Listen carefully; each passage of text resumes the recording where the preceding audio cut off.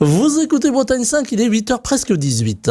Bretagne 5, l'invité de la matinale. Et notre invité politique ce matin est Logan Maheu. Il est candidat du Parti breton aux législatives dans la deuxième circonscription des Côtes-d'Armor, la circonscription de Dinan. Il est venu tout exprès au micro de Bretagne 5 matin. Il a fait la route, je l'en remercie. Bonjour.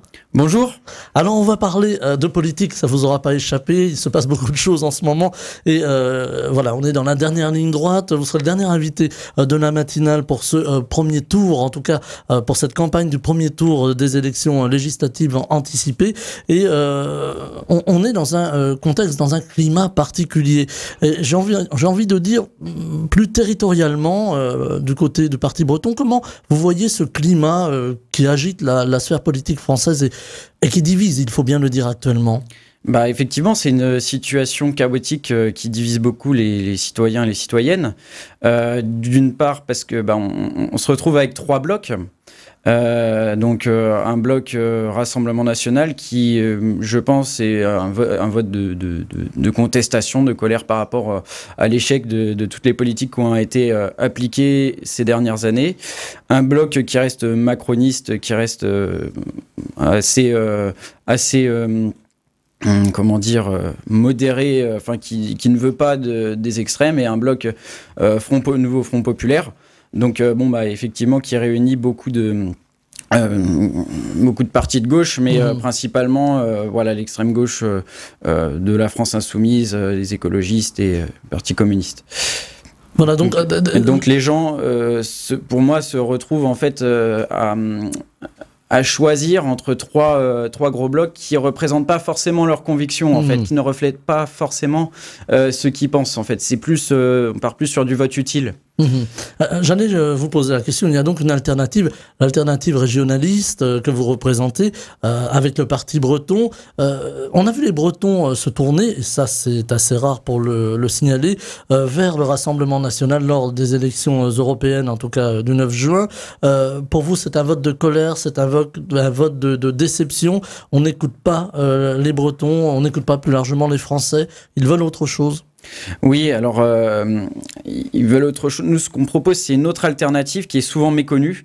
Et justement, le but, c'est vraiment aussi de la faire connaître. En fait, c'est de délocaliser en fait le pouvoir en Bretagne, dans les régions aussi plus précisément. Donc, donner plus de pouvoir, plus d'autonomie, d'émancipation. Je préfère dire émancipation en Bretagne, permet de mieux cibler les problématiques locales, les problématiques des gens, parce que ça va pas être les mêmes en Bretagne, par exemple, qu'en région parisienne, qu'en Alsace, etc. Donc, donner plus de pouvoir, que ça soit sur la fiscalité, sur l'enseignement, etc., aux régions. Voilà, donc décloisonner d'un côté, décentraliser, on peut reprendre le terme d'un autre, donner plus de pouvoir, alors qu'aujourd'hui les régions, on a l'impression que c'est un peu un nivellement très jacobin, hein, c'est le terme souvent employé. C'est ça. Voilà, donc plus d'autonomie, alors on prend le terme générique, autonomie, émancipation, si vous le préférez, au niveau des régions. On a des régions spécifiques qui depuis des années, alors on pense à la Corse, on pense évidemment à la Bretagne, qui se battent pour cette émancipation, pour ce détachement de pouvoir central. On garde quand même un pouvoir central aujourd'hui pour tout ce qui est régalien. On pense à l'armée, on pense à l'éducation. Exactement, oui. Il y a tout ce qui est régalien, pour le moment, c'est déjà, ça doit rester central. Par rapport à l'éducation, il y a un socle commun, mais par contre, on doit quand même avoir une part, pour moi, d'éducation qu'on peut modeler au niveau régional. C'est-à-dire, d'une part, au niveau de l'histoire, parce que l'éducation nationale française n'enseigne pas l'histoire régionale. L'histoire bretonne est très riche. Peu de gens la connaissent très succinctement, tout comme je pense l'histoire basque, l'histoire corse, etc., n'est pas forcément enseignée dans les écoles. D'une part, donc on devrait pouvoir modeler un petit peu, qu'on puisse modeler en tout cas cette éducation aux régions, et d'autre part en langue régionale également. Donc par exemple en Bretagne, la langue bretonne et la langue galaise vont être concernées, donc on puisse favoriser vraiment l'immersion en bilinguisme dans les écoles. Donc en langue régionale et en langue française. Qu'on garde finalement les socles éducatifs généraux et que on y ajoute évidemment ce qui fait la spécificité des régions, la richesse des régions et la culture des régions, car la langue c'est aussi, ou les langues en ce qui nous concerne, c'est aussi la culture. Justement, il y a une inquiétude du monde culturel aujourd'hui, et il est riche ici en Bretagne, quant à la montée du Rassemblement national. On a vu les chiffres, ils sont importants. J'imagine que du côté des régionalistes, du côté du parti breton que vous représentez, là aussi il y a une inquiétude et de la montée du Rassemblement national et des risques pour la culture. Ah oui, bien sûr, parce que je peux citer par exemple... je vais partir du début, un exemple qui est très concret, et là il n'y a pas que le Rassemblement national, il y a toutes les gros blocs politiques actuels. C'était la loi Molac. Alors je précise pour les auditeurs, Paul Molac, voilà, qui est le député sortant Lyotte de la circonscription de Ploërmel. C'est ça, donc qui avait proposé des textes de loi favorisant justement l'enseignement en immersion, la signalétique sur l'espace public, etc. Ça a été voté, donc principalement, ça a été adopté, mais ça a été voté contre par les députés de la France Insoumise, retoqué en Conseil constitutionnel. Donc ça, à l'époque, c'était Jean-Michel Blanquer, ministre de l'Éducation, qui avait envoyé ça au Conseil constitutionnel. Ce qui fait que, par exemple, pour les écoles bilingues d'Iwan en Bretagne, par exemple, elles se retrouvent dans un statut d'anticonstitutionnalité. Donc pour le moment elles sont pas menacées, mais si demain le Front National, le RN, Rassemblement National, vient à passer, ces écoles pourraient être pourraient être supprimées, pourraient ne plus toucher d'aide, de financement, etc. Et voilà. Ça c'est un danger quand on voit également que par exemple le député, le représentant du Rassemblement National au Parlement de Bretagne est opposé justement à ces langues, quoi. Pour lui, la langue de la République est le français, et donc ça représente un danger. Il y a ce danger de nivellement finalement des cultures avec l'imposition d'une culture générale, la culture française. Vous n'opposez pas néanmoins la France et la Bretagne, les deux ont besoin l'une de l'autre. Oui, bien sûr. Ce qui fait aussi la richesse de la France, c'est toutes ces cultures, en fait, c'est cette diversité. Faut pas plonger dans l'uniformisation, parce que justement, si on uniformise tout, on a tous la même culture, la même langue, la même, c'est pas concevable, la même alimentation, la même architecture, et ça se retrouve de plus en plus à tous les niveaux. Hein, comme je le dis, par exemple, même au niveau de l'architecture des bâtiments. Pour ça, moi, je suis farouchement opposé à cette uniformisation. De la même façon qu'on ne verrait pas, par exemple, la France avoir la même langue internationale, l'anglais partout, imposé partout, la même... voilà. Justement, dans le monde actuel, en plein bouleversement géopolitique, on voit beaucoup de choses bouger. Alors, hier soir, il y avait un autre débat, c'était aux États-Unis entre Donald Trump et Joe Biden. Donald Trump qui risque de revenir, donc bouleversement politique. On voit l'influence des États-Unis sur l'Europe et sur la France en particulier, mais aussi les autres influences. Aujourd'hui, la Chine prend beaucoup de place. C'est une forme, là aussi, de recomposition géopolitique, mais de recomposition culturelle aussi. Comment, j'allais dire, alors je mets tous les guillemets qui s'imposent, la petite Bretagne, j'entends petite dans le sens territorial par rapport au grand continent, peut exister face à ces géants? Pour moi, il ne faut pas oublier que la Bretagne, c'est une nation européenne. Donc, en fait, nous sommes culturellement européens. En fait. Donc, il ne faut pas... qu'on est plus du côté occidental. Donc, elle peut exister, la Bretagne, dans cette mondialisation qui galope? Oui. Alors, on va parler aussi des sujets qui intéressent les Bretons. On pense au pouvoir d'achat. Aujourd'hui, c'est la grande préoccupation, le pouvoir d'achat. On a entendu les différents leaders politiques s'exprimer sur le pouvoir d'achat. Moi, j'aimerais avoir l'éclairage du parti breton, parce que aujourd'hui, effectivement, cette préoccupation qui est française est aussi bretonne. On a une économie assez dynamique en Bretagne, mais voilà, avec les difficultés qui vont avec, on pense à l'inflation. Comment, là aussi, pouvoir peser sur les décisions économiques et justement donner du pouvoir d'achat aux Bretons? En ayant plus d'autonomie, on pourrait prendre des décisions plus proches des Bretons. Mais pour moi, il faudrait plus jouer sur les circuits courts. Déjà, favoriser les circuits courts, stimuler les petites et moyennes entreprises au niveau du territoire. Je pense que déjà, au niveau transport, au niveau taxes, etc., on y serait gagnant, en fait. Donc, le consommateur, il serait gagnant, les entreprises, y seraient gagnantes. Je pense que tout le monde y serait gagnant en faisant marcher vraiment ces circuits courts plutôt que de dépendre de grosses plateformes. Donc, par exemple, pour l'alimentaire, on peut citer peut-être Rungis. C'est déjà une des premières mesures, quoi. On peut imaginer aussi de revoir le système agricole. La Bretagne est une terre agricole, s'il en est. On a vu les agriculteurs sont en colère, je dis sont, car on les entend peut-être un peu moins dans les médias eu égard à l'actualité de ces derniers jours, mais les agriculteurs sont en colère. Comment justement, là aussi, favoriser une agriculture peut-être plus régionale, plus locale parfois même, et s'affranchir des règles parfois contraignantes. Alors on pense à toutes les normes qui gèrent l'agriculture, mais tout en restant aussi dans une démarche plutôt environnementale. Faudrait protéger justement, appliquer une protection contre les importations qui respectent pas forcément nos normes en fait au niveau agricole. Déjà ça, et puis je pense qu'il faudrait aider aussi tout ce qui est filière biologique, d'agriculture biologique. Et de circuits courts, de petits producteurs en fait qui se lancent et qui ont parfois des difficultés parce que les petites exploitations souvent se retrouvent en difficulté très régulièrement.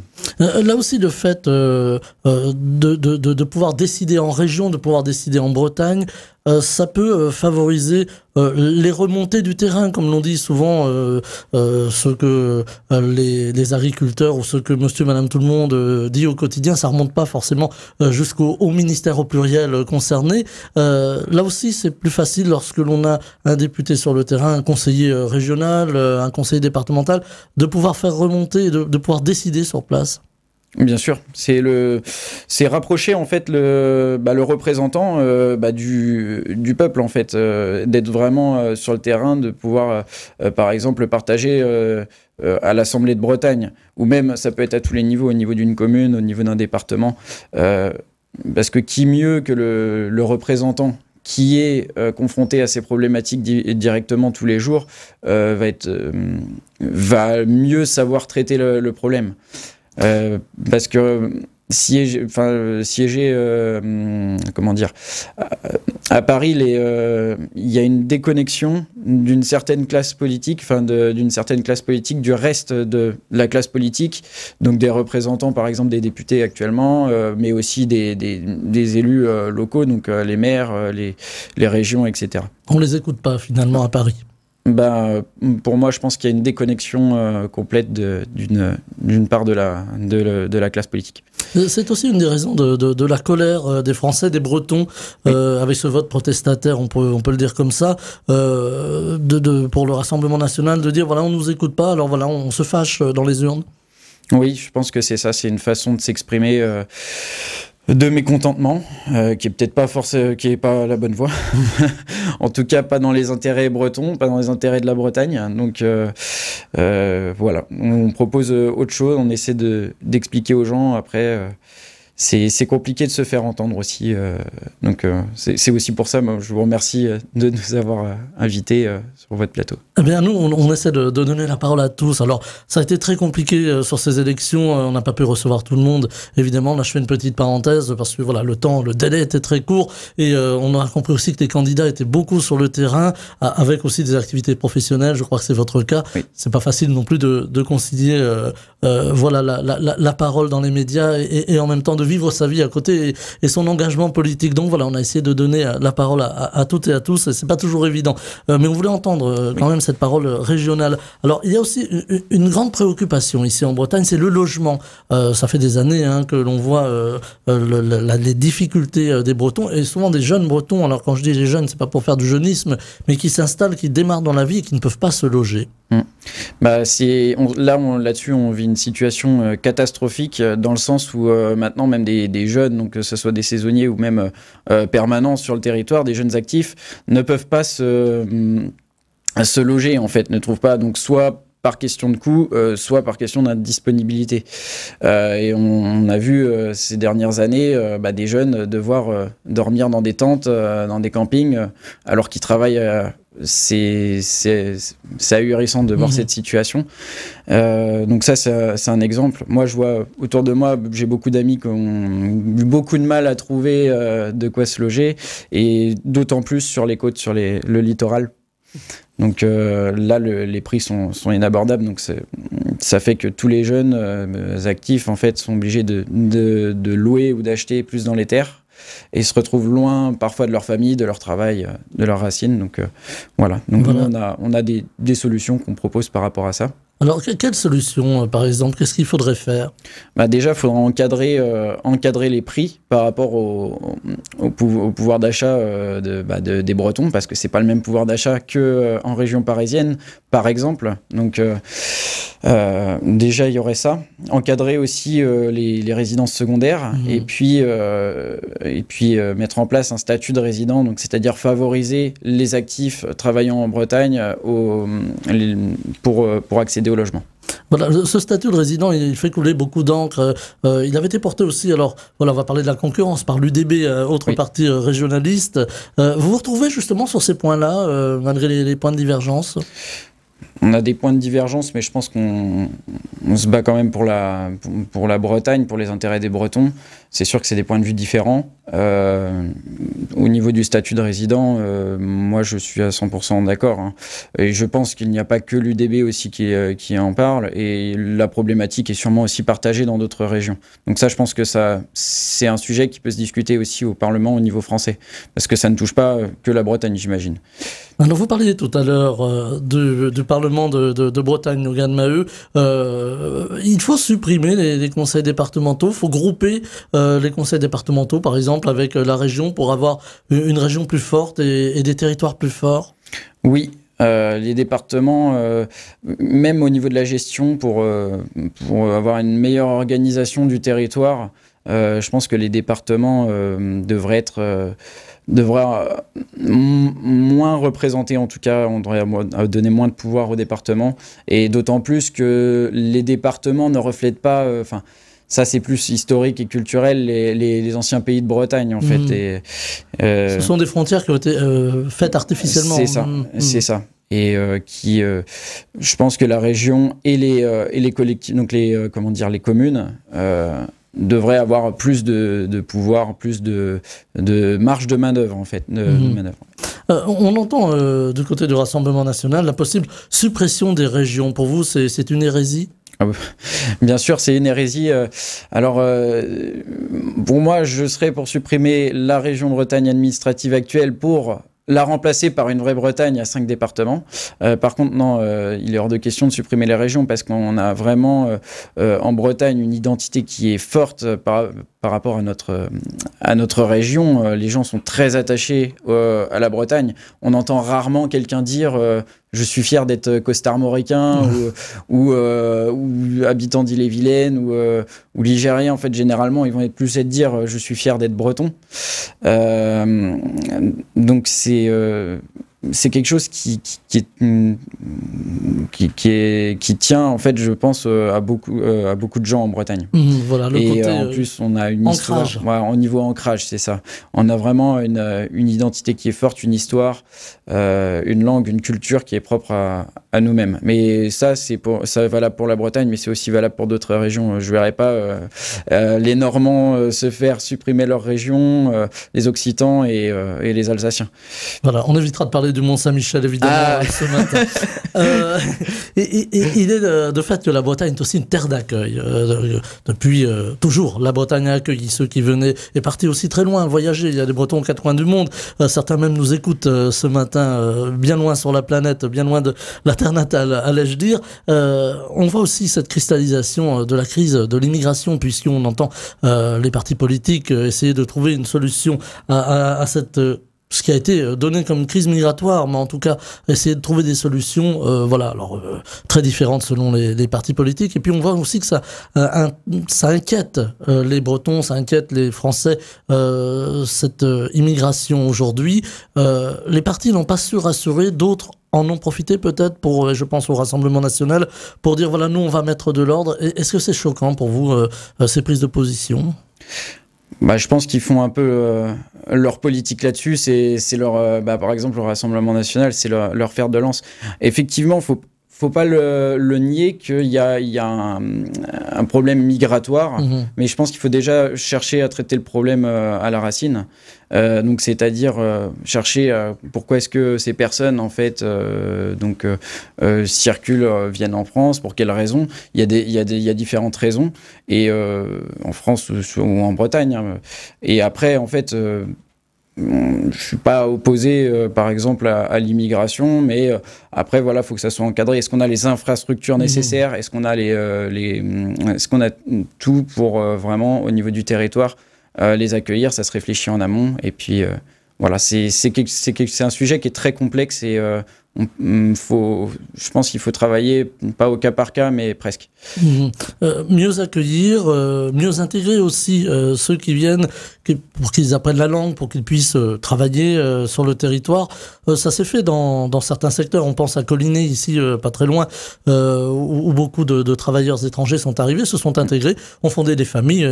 A priori, il n'y a pas de problème. Par contre, on a vu le cas de Callac, où il y a une forte opposition à l'installation de familles dans le cadre du projet Horizon. On a vu cette cristallisation de la colère portée par certains partis politiques, il faut bien le dire, d'extrême droite. Est-ce que ce sont des choses qui vous inquiètent quand il y a une colère qui se cristallise comme ça vis-à-vis des migrants? Est-ce que pour vous c'est quelque chose qui ressemble pas à la Bretagne? Non, c'est pas dans la mentalité de la Bretagne qui reste ouverte en fait. Par contre, là où je peux comprendre une certaine colère, c'est dans le sens où est-ce que la population a été consultée? Est-ce qu'on a demandé l'avis aux gens? Est-ce qu'on leur voilà, parce que et c'est pareil. Vous avez un peu devant le fait accompli finalement. Voilà, c'est ça. Et ça, c'est beaucoup de décisions en fait sont prises généralement à l'échelle française, au niveau de Paris, et est imposée en fait au territoire comme ça, aux communes, ou aux régions. Donc en fait, demander l'avis aux gens, vérifier aussi de par des audits si les infrastructures, par exemple pour les enfants, est-ce qu'il y a assez de place à l'école? Pour les médecins aussi, il faut assez de médecins, parce que déjà on a aussi une difficulté là-dessus pour soigner nos citoyens. Donc faut pas fermer les frontières, faut pas refuser ces personnes, mais il faut déjà se questionner si on a les moyens de les accueillir décemment, parce qu'il y a accueillir et accueillir décemment. Alors vous avez parlé des médecins, c'est important aussi la santé sur les territoires. Il y a cette grande souffrance de l'hôpital qui est au bord de l'effondrement. On le voit dans plusieurs secteurs ici en Bretagne. On pense à Guingamp, mais on le voit ailleurs. L'hôpital en difficulté, peu de médecins sur les territoires. Est-ce que là aussi, à l'échelle régionale, on peut changer les choses, on peut inverser la tendance? C'est les services publics, on les paye de par nos impôts. Ces impôts-là, on n'en voit pas vraiment la couleur en fait. Je fais une parenthèse. Il faudrait une fiscalité régionale finalement. Oui, je pense qu'il y aurait plus de transparence là-dessus, parce que là, par exemple, les Bretons payent des impôts, mais ne voient pas vraiment la couleur de ces impôts. Il y a des choses, et les taxes, il y a des choses qui se voient pas. On continue de payer des impôts français, mais on voit un État, un hôpital public qui s'effondre. Des classes qui ferment, voire même des écoles comme le collège Pierre-Randal de Corlay. Et donc même si c'est géré par le département, etc., en soi, je pense que les budgets devraient être axés sur le maintien des services publics, voire même la réouverture de certains services, par exemple les maternités comme à Dinan ou à Carhaix aussi. Il me semble que les urgences sont menacées de fermeture. Donc là, aujourd'hui, plutôt avoir pouvoir agir au niveau régional plutôt que là aussi une forme de nivellement et de la fiscalité et des décisions en local. Il faut écouter plus largement les citoyens aujourd'hui. On parle beaucoup de référendum, de redonner la parole. Bon, c'est un peu ce qui se passe en ce moment avec les législatives, mais dans d'autres circonstances. Mais donner la parole aux citoyens, donner la parole aux Bretons. On peut imaginer des référendums régionaux, locaux. On pourrait penser peut-être au retour de Nantes en Bretagne, par exemple, ça pourrait être une bonne idée. Alors après, à définir les limites de ce référendum, comment est-ce que la question est posée. Mais oui, l'idée de questionner la population, les citoyens, les citoyennes sur des sujets importants. Pour moi, c'est primordial. On ne peut pas prendre des décisions qui peuvent parfois être déconnectées de la réalité, sans questionner les gens, quoi. Alors les gens, ils questionnent aussi, ce sera ma dernière question en ce qui me concerne, il nous reste 3 minutes, sur la sécurité. Alors aujourd'hui on parle beaucoup de la sécurité ou de l'insécurité, on le voit ici en Bretagne avec l'explosion du trafic de drogue. Là aussi il faudrait alors je vais mettre des guillemets, mais une sécurité régionale, une police régionale, une gendarmerie régionale, en plus de la gendarmerie nationale par exemple, ou de la police nationale. Oui, alors déjà ça serait une police plus de proximité, plus adaptée parce que on va pas avoir les mêmes problèmes d'insécurité que d'autres régions ou même au niveau des communes, que ça soit au niveau urbain ou au niveau rural. Mais ça tend quand même à se démocratiser. Donc oui, une police comme ça se fait, une police régionale comme ça se fait par exemple en Catalogne ou en Écosse. Après, pour moi, il y a aussi la justice qui serait aussi à réformer parce que... J'allais vous poser la question, vous l'anticipez, voilà. C'est très bien. Donc une réforme de la justice, alors réforme au niveau national, on peut imaginer, c'est régalien, mais avec l'introduction de règles régionales aussi, de règles de justice régionale éventuellement. Pour moi, ça serait quand même plus du régalien, en tout cas actuellement. Par exemple, il y a des choses qu'on trouve pas normales, c'est qu'un violeur qui parfois est multirécidiviste se retrouve juste encore dehors avec un sursis. Ça, c'est pas concevable. Ça devrait être les peines devraient être plus mesurées, c'est-à-dire qu'il y a des cas qui, j'ai pas d'exemple qui me viennent forcément en tête, mais il y a une hiérarchie en fait, il y a une hiérarchie des faits qui sont des faits plus graves ou des faits plus graves, etc. et qui devraient être traités en priorité et plus sévèrement. On va voter donc, ça vous aura pas échappé dimanche. Oui. Le Parti breton n'aura pas forcément de chance d'avoir de députés cette fois-ci. J'imagine que vous va gagner. Vous allez gagner, bien sûr. Mais voilà, il y a une porte entrouverte à cette réflexion régionale aujourd'hui. Les gens se tournent beaucoup vers la région, beaucoup vers les partis régionalistes également, parce que voilà, il y a une envie de région. Qu'est-ce que vous auriez envie de dire aujourd'hui à quelqu'un qui hésite pour aller voter, tout simplement, qui dit bon voilà, ça me concerne pas, j'ai pas envie. Vous leur demanderiez demanderiez à cette personne de se tourner vers vous? Oui, évidemment. je fais campagne, donc je vais expliquer pourquoi. Pour moi, oui, il faudrait déjà par les valeurs qu'on défend, par déjà la démocratie, le fait d'être entendu, parce que rapprocher le pouvoir, les marges de manœuvre plus proches d'eux fait que ils sont plus facilement écoutés. Parce qu'ils ont, même s'ils ne s'intéressent pas à la politique, ils n'ont pas forcément de parti, ils ont quand même des idées.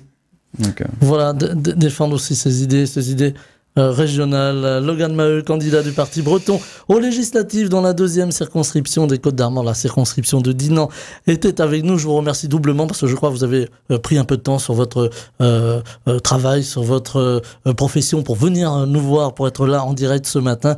Je vous en remercie, je vous souhaite une très belle journée. Merci de m'avoir donné la parole et je vous souhaite également une excellente journée. Et un mot sur les autres candidats qui se présentent dans la 2e circonscription des Côtes-d'Armor.